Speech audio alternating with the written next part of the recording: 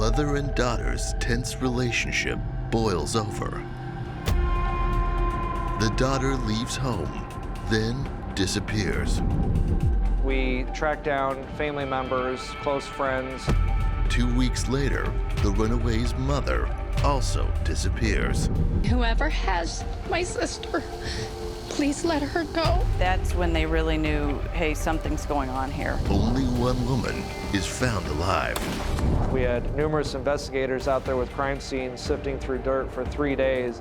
Detectives are determined to bring the killer to justice, no matter how long it takes.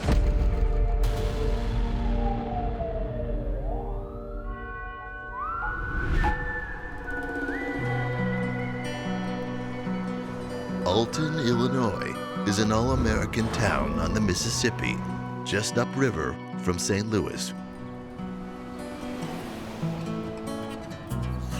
It's around 3 in the afternoon at the Eunice Smith Nursing Home, where 47-year-old Bonnie Woodward, a hard-working nurse and mother of 4, is finishing up her day.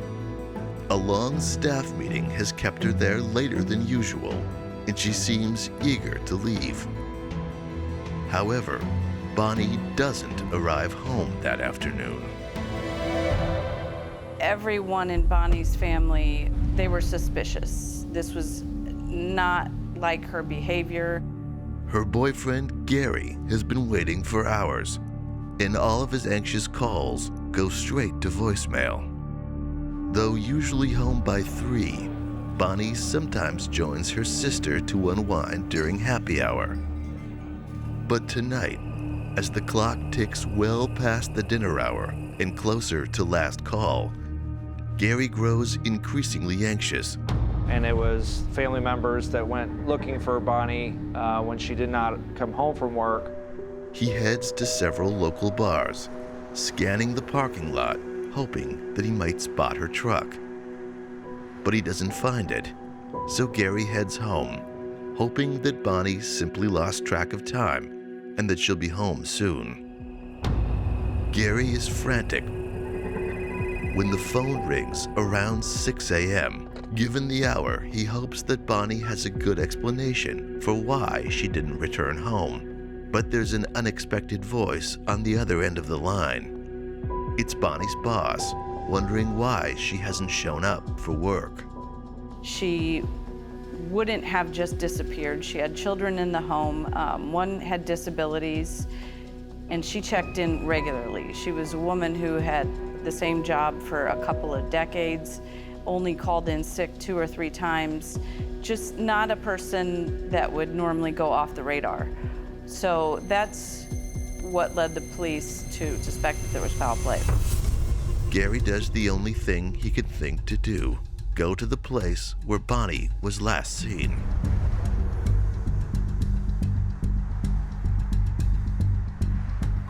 Much to his shock, Bonnie's truck is still parked in the employee lot, and he spots something off. Bonnie has left her windows down, something she would never do. So, Gary goes to alert the police. Her boyfriend at the time, Gary Wilmarth, reported her as a missing person to us. And at that point, the patrol officers notified our detective division due to some circumstances in the case that were concerning, and a few detectives started coming out and working down some leads on trying to find her. Detective Mike O'Neill with the Alton Police Department takes in the information about Bonnie's disappearance. At first, Detective O'Neill wonders if Bonnie just might be taking some time for herself. More often than not, if a person is missing, it's usually not a suspicious circumstance thing where there's foul play. It's they left to go do something, didn't tell anybody about it, or they just need to get away for a little bit. When Detective O'Neill reaches out to close friends and family, everyone insists Bonnie would never leave without any notice. It really struck people that this was not Bonnie Woodward. This was not like her to just disappear. She had a family at home. Things were very routine with her, with being at work and returning home. and this was very out of character.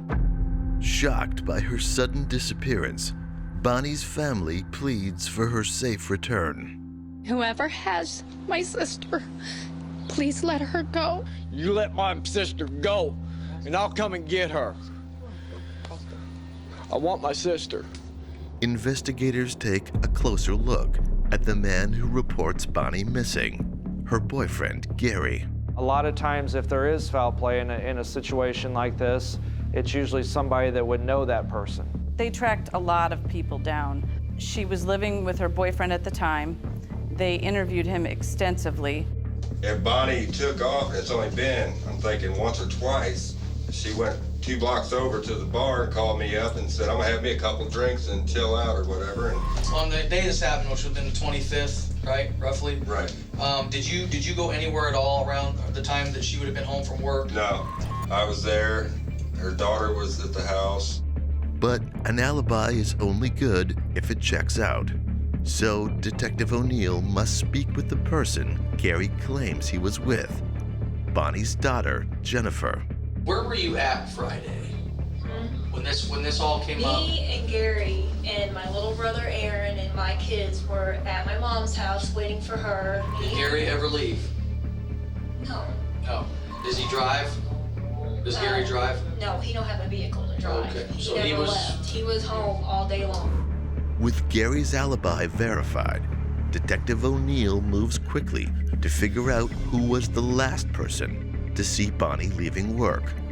I drove by her work and her truck was sitting out there. And I asked him, I was just like, is Bonnie Woodward still working by any chance? Maybe she worked over. And they're like, no, we seen her leave earlier, around, a little bit after the work meeting. He soon learns that Bonnie's co-worker saw something out of the ordinary. Bonnie getting into a silver sedan. I saw him and Bonnie out there, and for some, I didn't see anything strange, but it kind of seemed strange because I guess I had never seen the man before. He was a white male. He looked like he wasn't very tall, maybe 5'8", 5'9" or so. His hair was a salt and pepper, more grayer than black. She also noticed that this person was associated to a silver or gray Chevrolet Malibu that he had on the parking lot at the time. It's not much to go on, but it makes Detective O'Neill wonder if Bonnie might have had a new love interest spicing up her life. Or perhaps she was meeting a former flame. There were a lot of members of her family who talked about an ex-boyfriend that she had, and that's when they really knew, hey, something's going on here. Then we get the lead that cracks this thing wide open.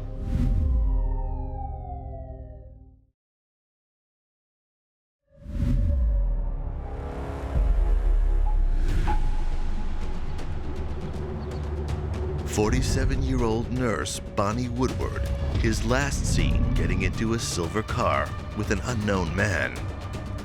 The clock is ticking as Detective O'Neill tries to locate the missing woman, who has seemingly vanished without a trace in the small town of Alton, Illinois. But he must also consider that Bonnie may not be missing at all. She might be having an affair. There were a lot of members of her family who talked about an ex-boyfriend that she had. A week before she disappears, Bonnie sends a friend request on social media to an old boyfriend. But this isn't just any old boyfriend. It's Bonnie's first love that at the time turned into a long, tumultuous relationship. They interviewed him as well. But it turns out to be a short interview. Did you talk to Bonnie?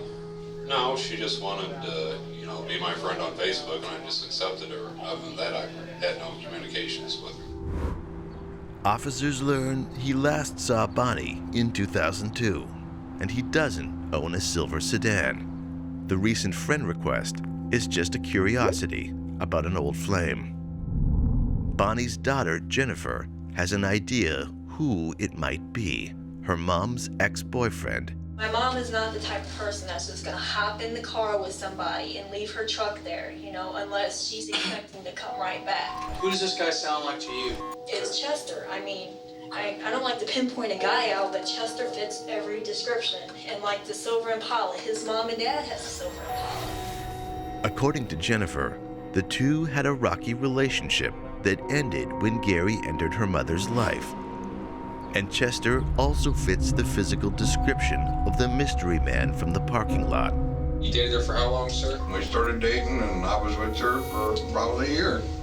She kicked me out and then next thing I know, Gary's living there.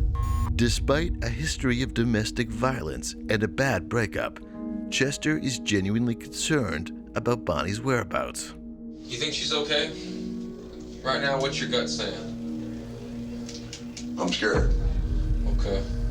You know, because she's never done this before that I've ever known. But a call to his employer, a local construction company, verifies that he was at work when Bonnie went missing. No, I hope to God nothing wrong, and if I see her or hear anything, I'll let you know.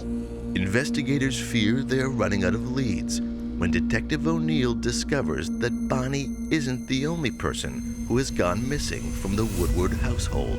The main thing that we were able to gather from those interviews, and especially with family and friends and the current boyfriend, was that she had a 17-year-old stepdaughter, Heather Woodward, who was recently reported missing or as a runaway.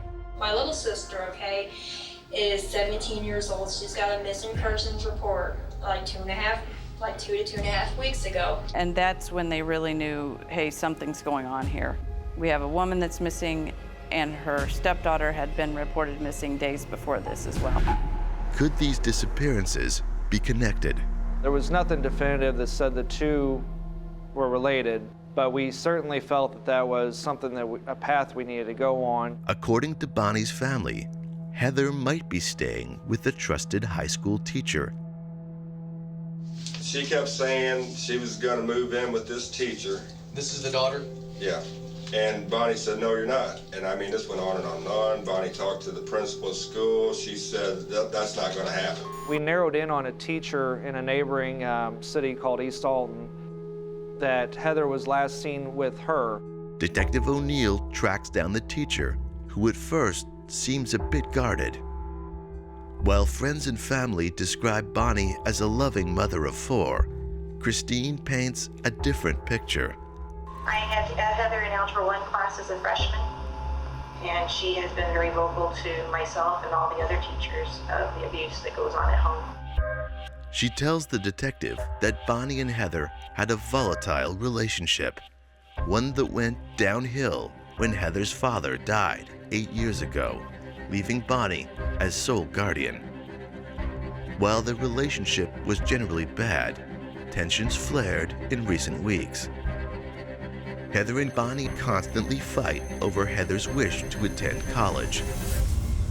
Christine hopes she could provide a safe haven for the teen until emotions cool down.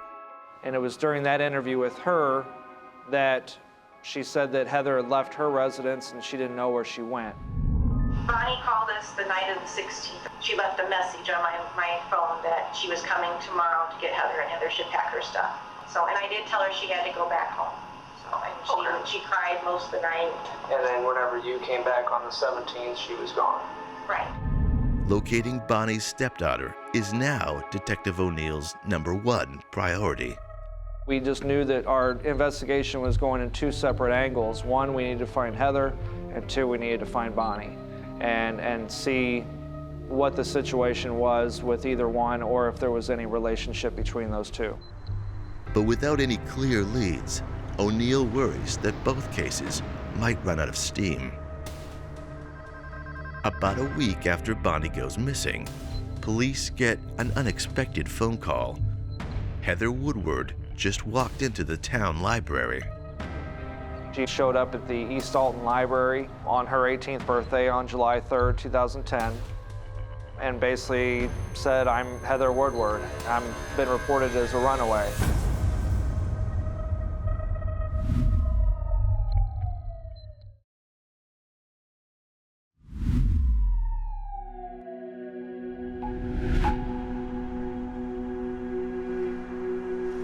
It's been 8 days since Bonnie Woodward went missing after leaving work.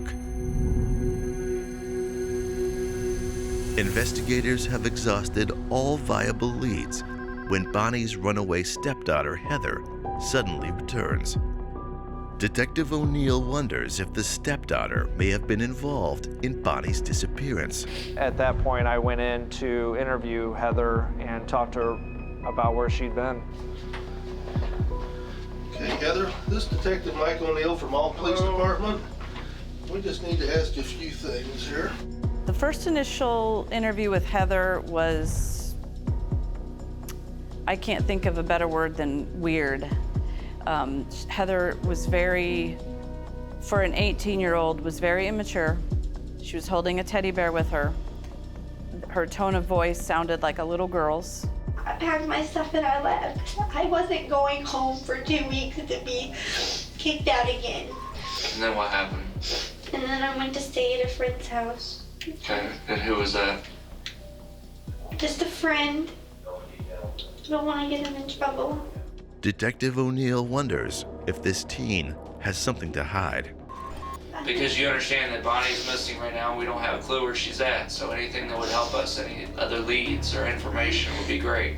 They don't know nothing. They don't like Bonnie. I don't want to know where Bonnie's at.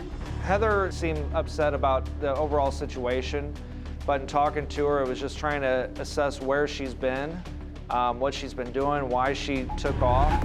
Heather claims she has a lot of reasons for running away. Her relationship with Bonnie has gone from toxic to downright poisonous in the weeks before Bonnie's disappearance.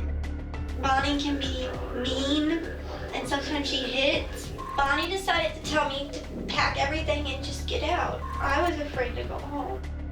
But it isn't just typical mother-daughter tension.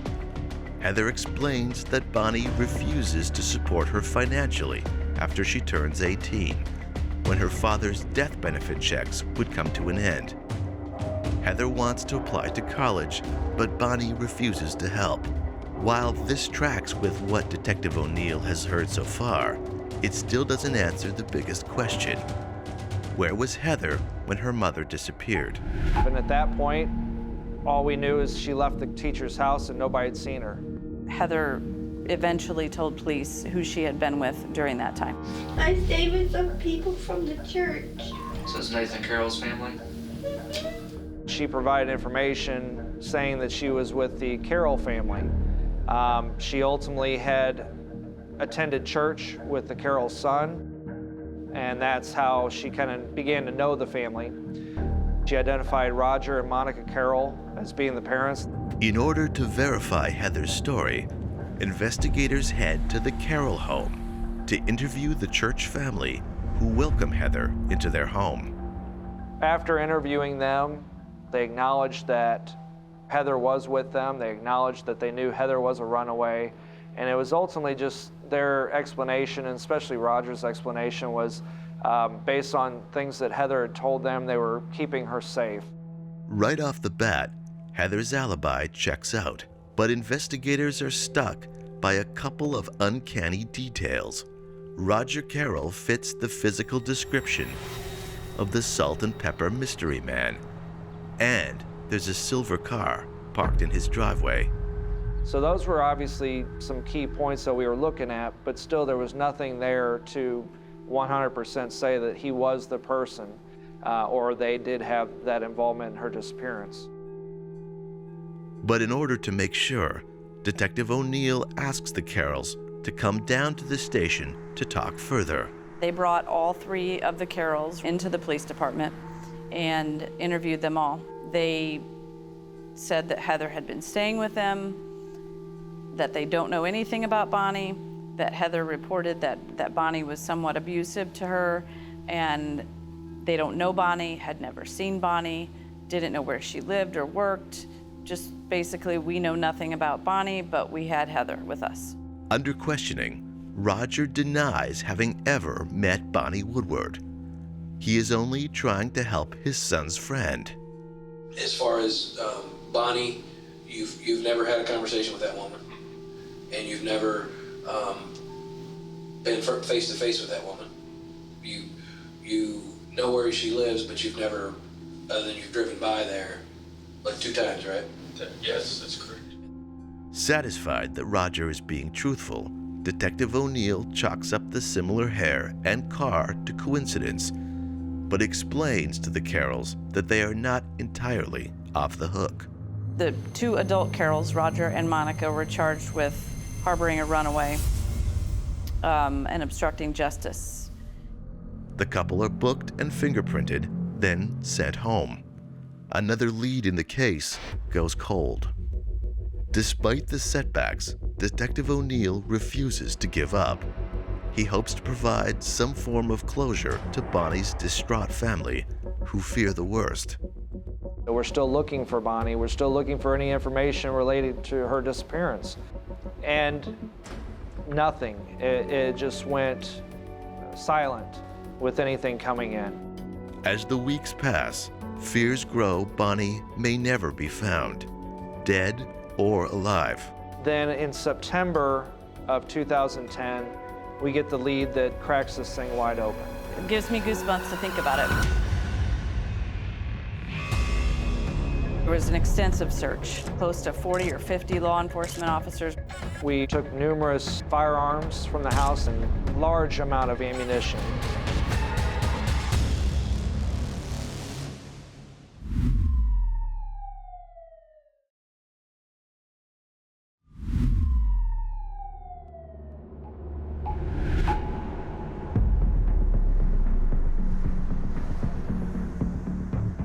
Weeks after running away, Heather Woodward returns, but her stepmother is still missing and now presumed dead. The church-going family who provide refuge to Heather appear to be good Samaritans, assisting a teen in distress. And just when the investigation seems to be turning ice cold, Detective O'Neill gets a phone call that flips the case on its head. The Illinois State Police Crime Lab gets in contact with our department, and they notify us that there were fingerprints that we had obtained and sent to the lab for analysis. And of those prints, there were prints that matched up with Roger Carroll. It's a stunning turn for the investigation, and no one is more surprised than Detective O'Neill. During Roger's initial interview, he had said that he had never had contact with Bonnie. Based on our interpretation from that interview, there'd be no reason for him to have ever touched her vehicle.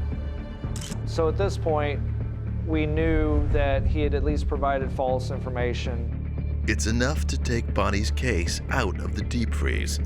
The matched prints and Roger Carroll's connection to Heather are enough to obtain a search warrant for the Carroll's property. The district attorney's office is also informed that the Carrolls are now under suspicion for Bonnie's presumed murder.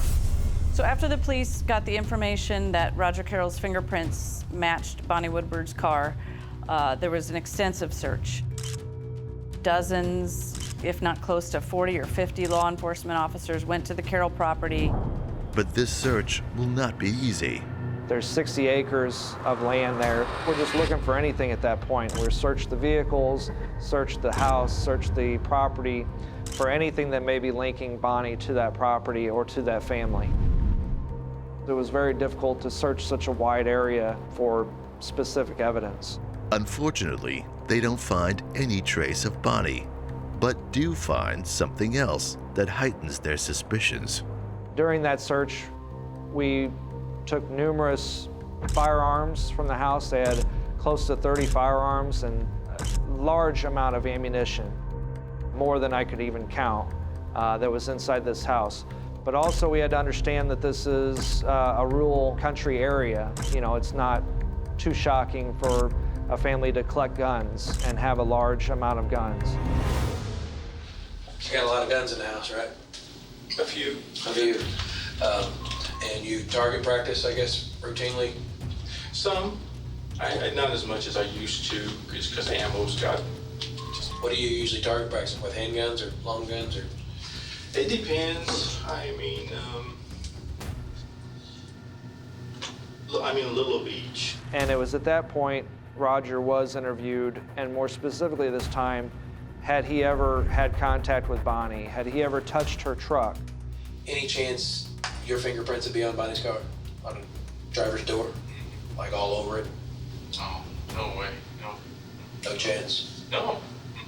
Okay. And then when faced with the situation of fingerprints of his were on her truck on the driver's side door, basically in the same area that it was reported that this unknown person was talking to her at the end of her work shift, why were those prints there?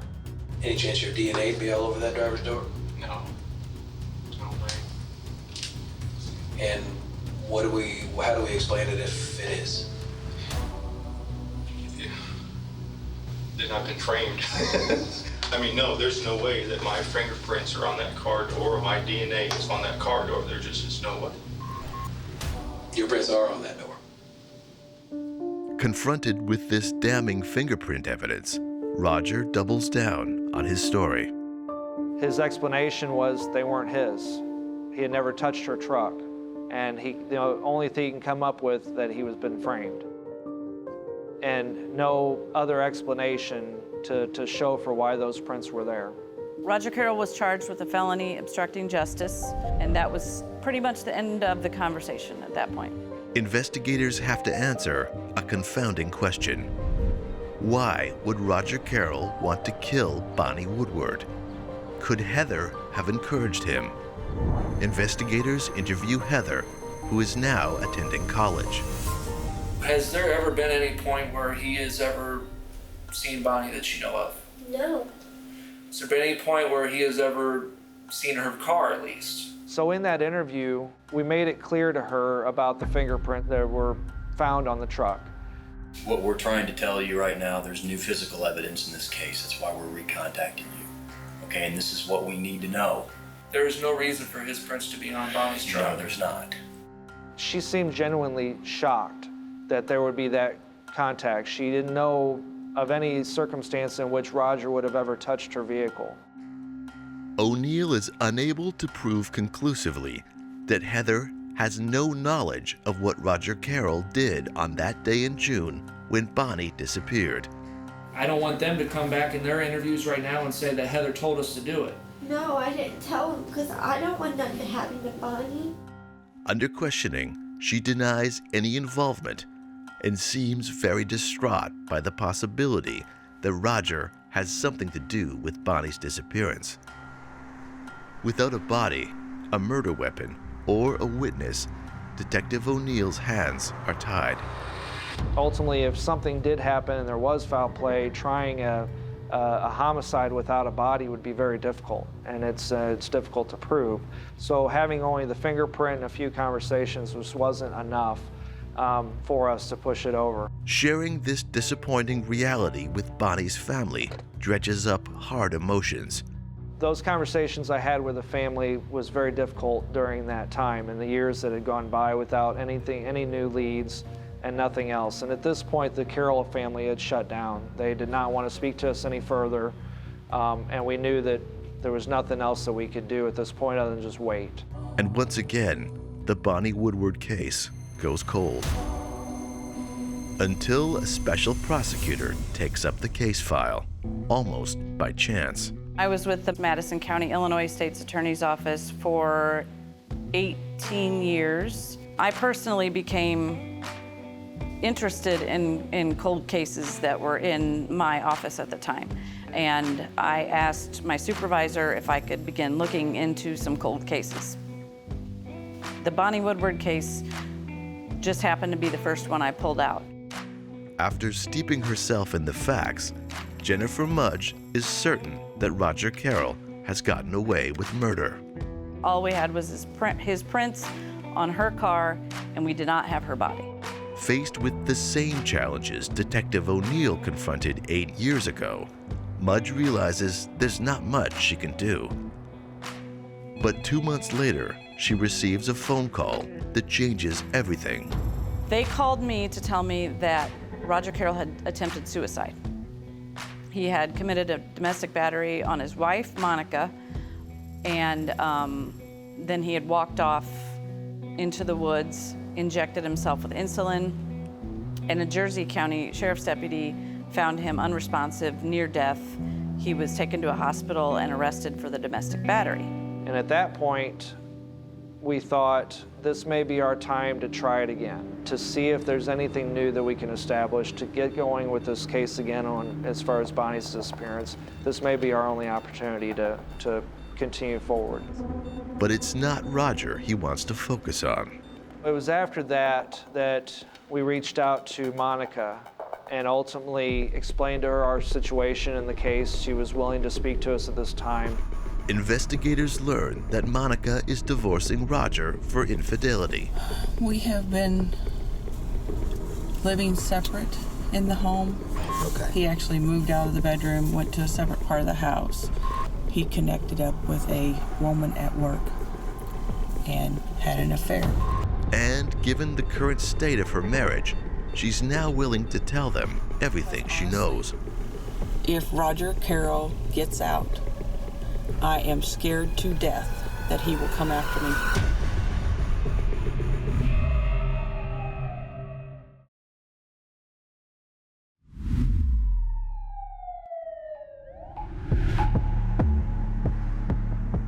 "47-year-old Bonnie Woodward has been missing for years, and the case has gone cold. With no body, the only piece of evidence, a set of fingerprints belonging to Roger Carroll, are not enough to convict. I mean, no, there's no way that my fingerprints are on that car door or my DNA is on that car door. There just is no way. Your prints are on that door. But now, a new investigator interested in the case has stumbled onto a twist in Roger's life. He's just tried to commit suicide, and his wife Monica has some shocking information about him. She was able to discuss several situations and circumstances with Roger, ultimately saying that Roger never came right out and told her that he is responsible for Bonnie's disappearance or death at the time. He told me he didn't have anything to do with it. And so I believed him. At that point in my marriage, She talked about a large fire that was being stoked on the property. there was a big brush pile that he just burnt for a long time. And I'm talking days. How far was this from the house? Pretty close. Monica's suspicions alone are not enough to move the needle forward. So they turn to another family member who may now feel free to talk with Roger behind bars. We had a meeting, the investigators, myself and my co-counsel, and we thought the first person we would want to speak to would be the son. Because at the time of Bonnie's murder, the son was 16 years old. So fast forward 8 years later, his mom has just been beaten by his dad, and he might have some things to say about something that he saw back in 2010 that he, as a 16-year-old, would not have wanted to say. But Nathan is unwilling to speak with detectives. However, he is willing to testify for a grand jury on one condition: that he be granted immunity. Nathan's testimony is nothing short of explosive. He claims that his father became increasingly enraged with Bonnie's alleged mistreatment of Heather and made it his mission to save her, unbeknownst to the runaway teen. His dad told him that Bonnie, Heather's stepmom, had to go, that she was going to bring bad things their way, and that they had to take care of it. They stopped by Bonnie's house. They stopped by Bonnie's work. His dad specifically commented, "Good, she's at work." They went back to the house. His dad trimmed his beard, put a ball cap on, trimmed his fingernails, got one of the guns in the home, and left. A couple hours maybe later, Nathan says his father came home. He heard the car pull in the driveway, and he heard a few gunshots. Nathan was sitting at the kitchen table. When he walked out, he saw feet, and he remembered that there were scrubs on the feet, and Bonnie worked at a nursing home, so she wore scrubs every day. He walked around the corner, and he saw Bonnie Woodward laying on the side of the house, dead. He saw his dad shoot her one more time. Freed from his father's controlling presence, Nathan unloads the terrible burden he's carried for years. This is where she laid. Okay. Roger obtained this front loader from their property and ultimately picked up Bonnie's body, took her back to what was described by Monica as the burn site. Her deceased body was burnt in an attempt to get rid of the evidence. Following these multiple days of burning, they took that same front loader, scraped off the top few inches of soil at that burn site, and then dumped these ashes and dirt into a nearby creek that runs through their property. And then he also walked us to this area as well to point out this area. Where the ashes were dumped. He took them on a walkthrough, showed them where she was shot, showed them where the burn pile was, and then he came with investigators back to the police department where they had seized all of Roger Carroll's guns.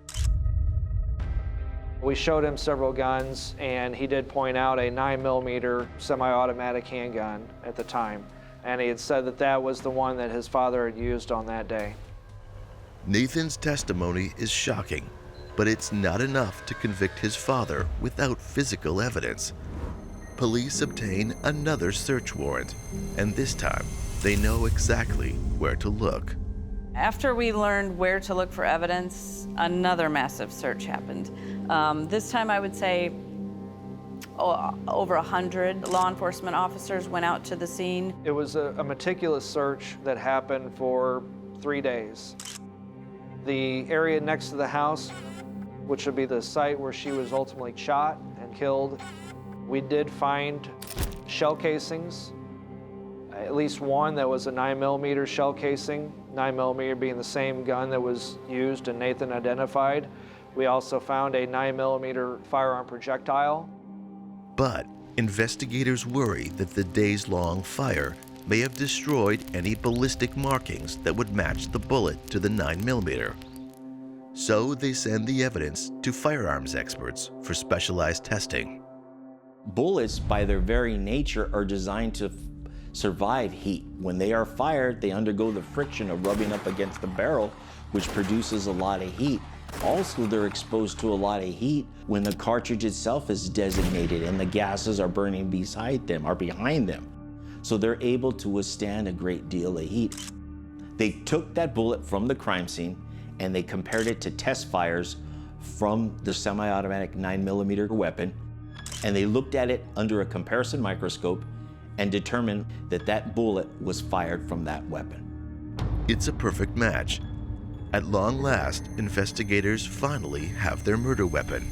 But what they don't have is a body. At the burn site, we found some more shell casings, but also what appeared to be charred remains of bone fragments.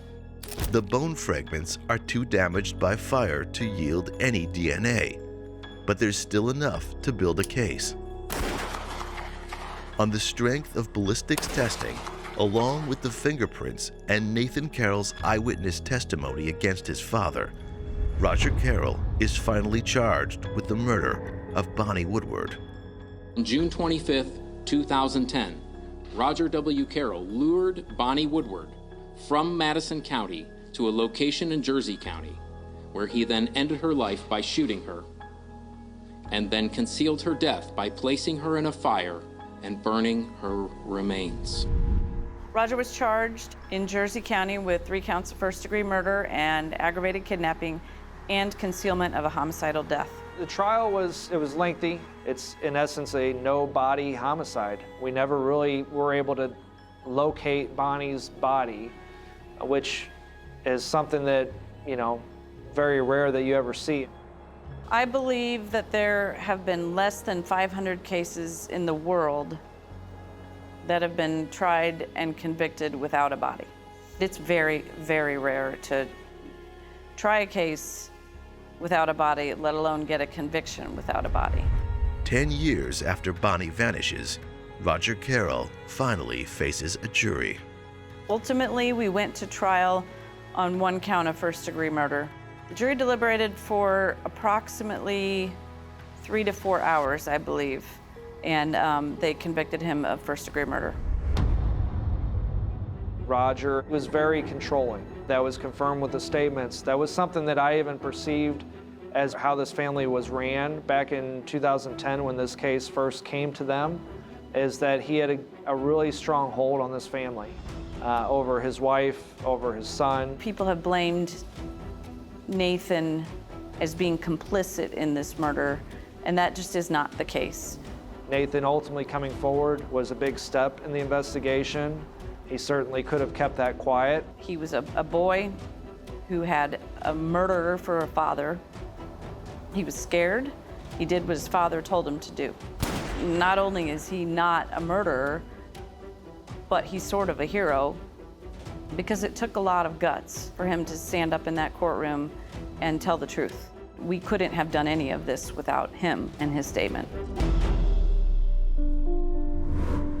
With his conviction finally secured, Bonnie's family can begin healing from their decade-long trauma. The family knew that Roger was responsible. And this was more closure for them, knowing that all these years of Bonnie disappearing, and people still, some people out there were saying that Bonnie just walked away or she left, which they knew wasn't true. They knew that something happened to their sister, to their mother. And this was a good conclusion for them to kind of put this thing to rest and start to move on. As difficult as it is for them to do that. She had a lot of people that loved her, and she gave a lot of love to a lot of other people as well. So her family, to say that they were with me every minute of every day of that trial is an understatement. I talked to every one of them multiple times per day. They were present for all of it, and they, I think, breathed a big sigh of relief when it was over.